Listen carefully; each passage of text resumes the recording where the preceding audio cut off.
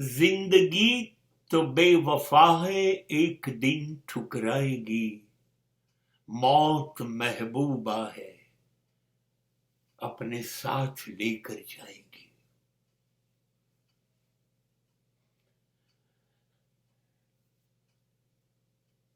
આ પ્રખ્યાત ગીતની આ લીટીઓએ એક અધ્યાત્મનો ઉપદેશ આપ્યો.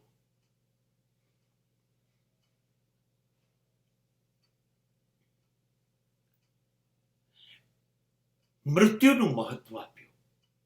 Death is uncertain, life is uncertain. જિંદગી વારે ઘડીએ જુદા જુદા વાંકો ઉપર બદલાતી રહે છે, મરડાય છે,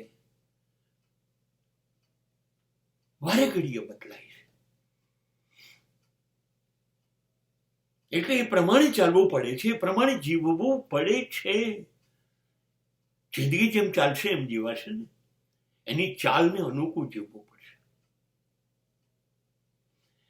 એટલે સાચું બી કરવું પડશે, ખોટું બી કરવું પડશે, નીતિ અનીતિ બધું ભૂલવું પડશે. જિંદગી જેમ કે એમ દોડવું પડશે, એ વાત નથી.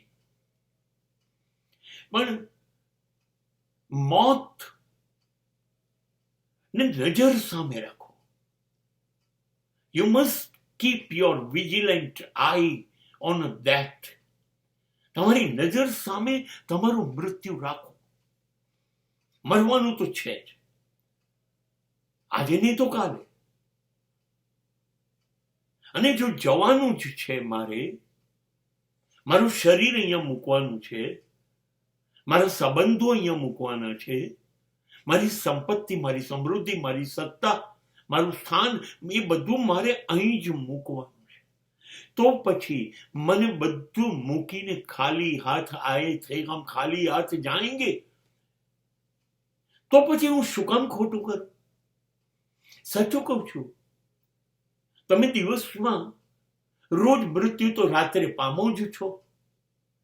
મરી ગયા પછી કોને ઊંઘ જે એ મોત છે, ઊંઘ્યા પછી કોને ખબર પડે છે કે તમે હિન્દુ છો કે મુસ્લિમ છો, તમે પટાવા છો કે પ્રિન્સિપાલ છો, તમે કરોડપતિ છો કે રોડપતિ છો? ઊંઘમાં કોને ખબર પડે છે? કોઈને નહીં.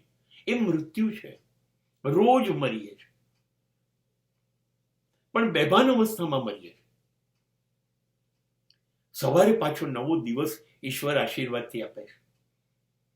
બસ આવું ચાલ્યા કરે છે. અને એક દિવસ એ ના પાડી દે છે કે હવે આશીર્વાદ નથી આપવા.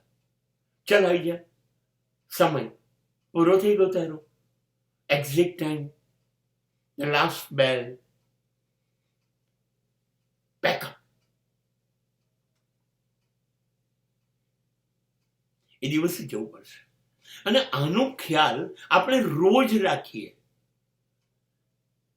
તો હું ખાતરીપૂર્વક કહું છું, તમારાથી પાપ થઈ શકે જ નહીં. તમે ખોટું કરી શકો જ નહીં. કેમ કે તમને ખબર છે ખોટું કરીને હું જે કંઈ ભેગું કરીશ, જે મારી પાસે રહેશે, એમાંનું બધું તો અહીંયા મને મૂકીને જવાનું છે. તો પછી હું શું કામ ખોટું કરું?